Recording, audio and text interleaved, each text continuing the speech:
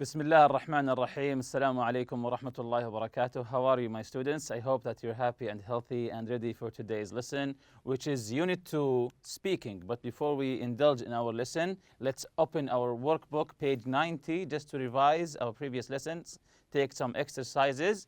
Exercise H, complete the conversation with the words and phrases from the box. As you can see here, we have a box with some words. We'll be filling the gaps with these words. The first word is a hassle, piece of cake, I guess, whoops, no-brainer, chuck, and lame. So the first one is already done for you, the word whoops. You can see here the word whoops is already crossed for you. So in the beginning of the conversation, Andrea says, whoops, I left my water bottle inside. I'll bring it back. Elizabeth, oh wait, I have bottles of water right here. You can have one of these. Andrea, actually, I try not to drink out of plastic bottles. Elizabeth, really? It seems like such to always have to carry that stainless steel bottle around with you. So again, Elizabeth, really? It seems like such. And then we have the first gap. So which of these words do we choose to fill the first gap? So answer number one is yes, a hassle. So again, Elizabeth, really, it seems like such a hassle to always have to carry that stainless steel bottle around with you. Andrea, actually it's, and then the second gap here, you're always carrying around with plastic ones. Again, Andrea, it's, you're always carrying around the plastic ones. So what's the answer number two here? Number two is, that's correct, a piece of cake. Andrea, actually, it's a piece of cake. You're always carrying around the plastic ones. So continuing here, Elizabeth, true, but if I get tired of carrying it, I can always it anyway. I usually recycle them. Again, Elizabeth, true, but if I get tired of carrying it, I can always, and the third gap here, it.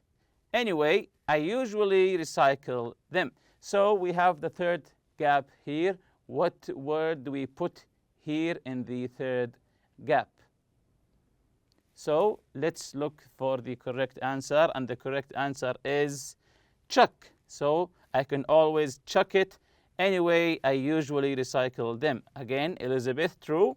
But if I get tired of it, if I get tired of carrying it, I can always chuck it. Anyway, I usually recycle them. Andrea, well, that's a good start, but don't you think it's to use the energy to recycle plastic bottles when it's so easy to just reuse the same one over and over?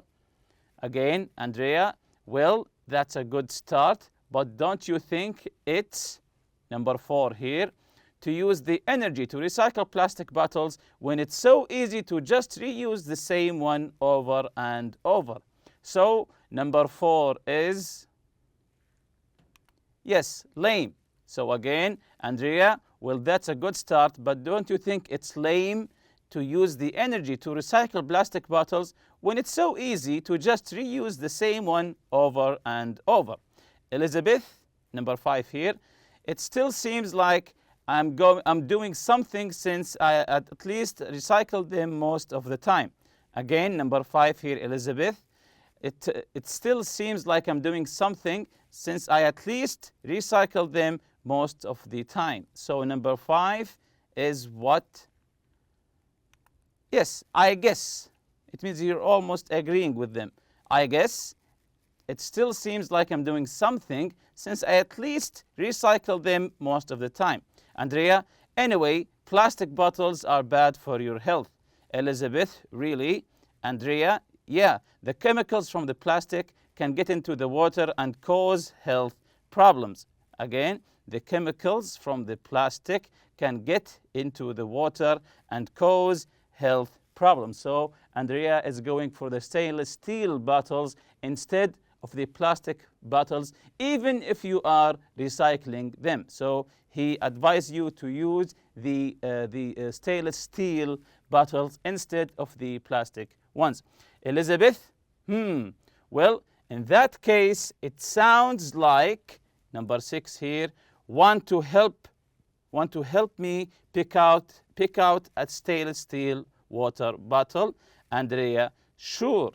Again, Elizabeth, well, in that case, it sounds like, number 6 here is, yes, a no-brainer.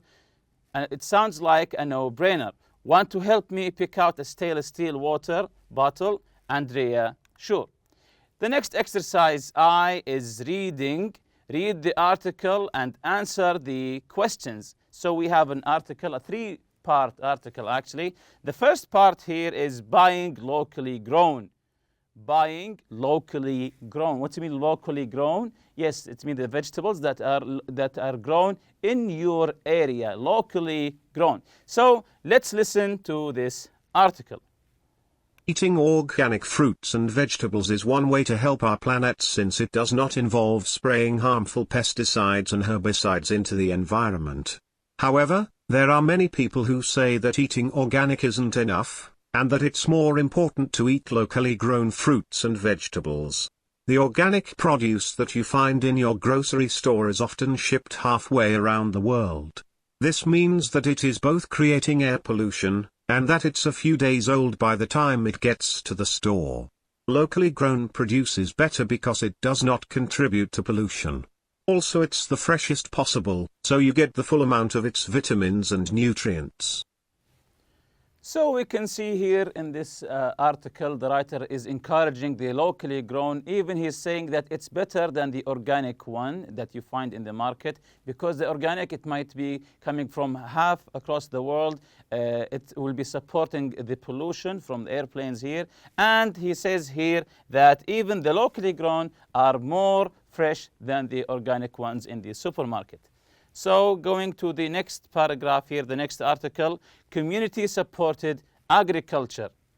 Community-supported agriculture, or you can say here CSA. So let's listen here together. One way to get locally grown produce is to become a member of a community-supported agriculture, CSA. A CSA is of a group of individual people who promise to support a farm. This way, the farmland becomes the community's farm, with both the farmers and the consumers sharing benefits and risks. Community-supported agriculture began in the early 1960s in Europe and Japan as an answer to concerns about food safety and the urbanization of farmland. Over the last 20 years in the US, CSAs have become a popular way for people to buy local, seasonal food directly from a farmer. So we can see here CSA, or community-supported agriculture, is that the people are supporting the farmers by buying the vegetables and fruits directly from their farms. So it's a community of farmers and consumers. So how a CSA works. This is the last article here. How a CSA works. Let's listen here. A farmer offers a certain number of shares to the public. The share is usually made up of a bag of vegetables. People who are interested in becoming members buy a share before the farming season begins. Then, once the season begins, they get a box of seasonal produce each week throughout the farming season, usually about 20 weeks long. This arrangement creates many advantages for the farmers and the consumers. So this is how a CSA works. Advantages for farmers and advantages for consumers. So let's read them together here, in this chart here. Advantages for farmers. The first one, they get to spend time selling the food early in the year when they aren't as busy. So the first advantage for the farmers, that they get to spend time selling the food early in the year when they aren't as busy. The second advantage, they get paid early in the season, which helps with the farm's cash flow. So the second advantage, that they get paid early, which helps the cash flow for the farm. The third one, they have an opportunity to get to know the people who eat the food they grow. So they get the opportunity, they get the chance to meet the people who eat their food. Advantages for the consumers. Advantages for the consumers here. The first one, they get to eat the freshest produce possible because they're getting it directly from the farm. They get to eat the freshest produce possible. The second advantage for the consumer, they get to learn about new vegetables and new ways of cooking. So they get new vegetables and new ways of cooking. The third one, they get to know the farmer who grows their food and learn more about how food is grown. So they know the farmer who grow their food. The last one, they are contributing to the locally grown movement, thus not creating more pollution by having food shipped. So there is no food shipped, which means there is no pollution from the planes that are getting the food to them. So the first question here, choose. One problem with the organic fruits and vegetables is that A, they're grown with pesticides, B, they're often shipped from far away.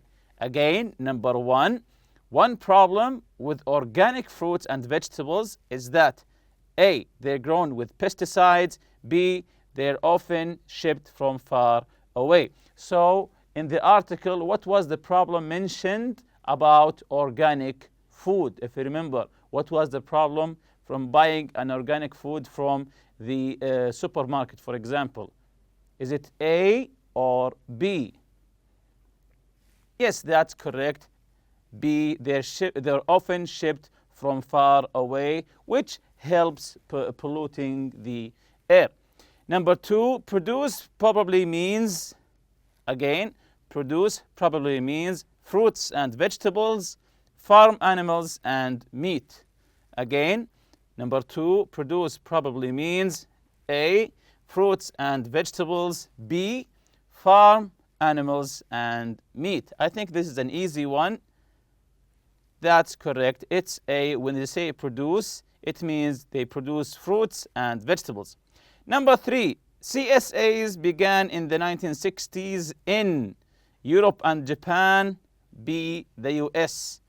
CSA began in the 1960s. Where? Is it A, Europe and Japan, or is it B, in the US? So where did it begin? Let's check the correct answer here. That's correct, in Europe and Japan. Number four, a share of the farm is. So what is a share of the farm? Is it A, vegetables that you buy at the market every week, B, a bag of vegetables that you buy before the growing season but pick up every week?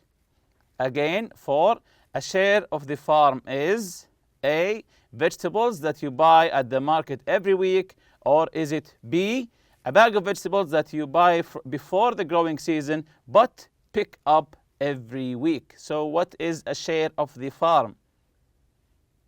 Yes, that's correct. It's B. It's a bag of vegetables that you buy before the growing season, then you pick up every week. Number five, one benefit of a CSA for both farmers and consumers is that they get to what? A, know each other, B, learn about new vegetables and new ways of cooking. Again, number five, one benefit of CSA for both, focus here on the word both, the farmers and the consumers, is that they get to what? A, that they get to know each other, or B, that they learn new vegetables and new ways of cooking. Focus here that this is advantage for both the farmers and the consumers, both of them. So, yes, this is an easy one actually, that they get to know each other. So if you remember our previous lesson, living off the grid. If you remember living off the grid, what does off the grid mean? It means off the power grid, of course, using maybe solar panel or wind farm or growing locally grown food.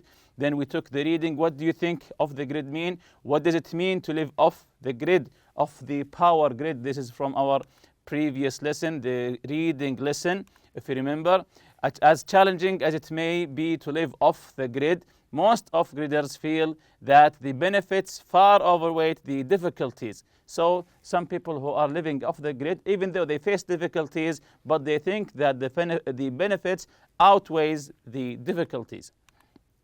So also we took previously the vocabulary practice, the word self, self-reliance means doing things without help from other people. Self-sufficient, producing or making everything you need without help from others. Self means a person's own nature or characteristics. It's also used in the reflexive pronouns, for example, myself or yourself. Then we took some examples: self-esteem, self-defense, self-taught, and self-control. So today's objectives: to list of information in a chart. To list information in a chart. This is the speaking lesson today. Work in groups. Discuss how a family can live off a grid in your country, and use the chart to make notes. Compare and discuss your ideas in class. So you have to discuss your ideas with your colleagues. We have a chart here. Public utility. Number 1, local electricity supply. Number 2, cooking and heating gas. Number 3, local water supply. And we have 4 columns here. Which is the easiest or the hardest to do without? What is an alternative in your home? What is the most challenging aspect of not having it? Or number 4 here, does this appeal to you or not? Why or why not? Let's take the first one, for example. Which is the easiest or hardest to do without? Without local electricity supply, cooking and heating gas, or local water supply. Of course, this is all of these answer is up to you, your own opinion, your own answer. For example, for me, it's not easy not having electricity. It's not easy not having electricity. You have to have electricity, especially if you live in a city. About the cooking and heating gas, not having gas is the easiest. I think not having gas is the easiest of the 3. And the hardest one is not having a local water supply. Not having water is the hardest. What is the alternative in your home? Not having electricity supply?